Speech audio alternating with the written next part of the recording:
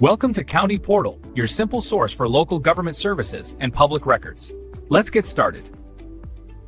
Franklin Delano Roosevelt is the only American president to serve more than 2 terms.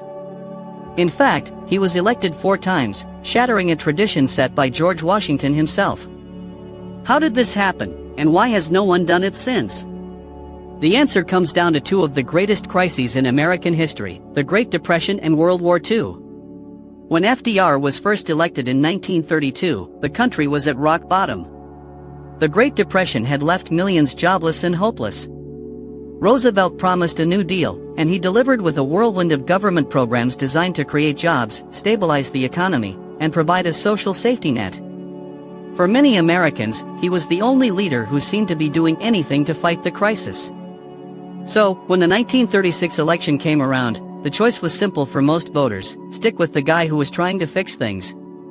The slogan "Don't change horses in the middle of a stream" became popular, and FDR won in a massive landslide. Then came the 3rd term.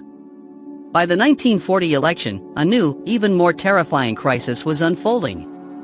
World War II was raging in Europe. Nazi Germany had conquered France, and Britain was fighting for its life. While America was not yet in the war, the threat was obvious. FDR was a seasoned leader on the world stage, with established relationships with figures like Winston Churchill. The idea of switching to a new, inexperienced president in the face of global war seemed incredibly dangerous to a majority of Americans.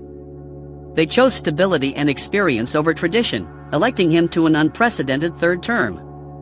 The 4th election in 1944 followed the same logic, but with even higher stakes.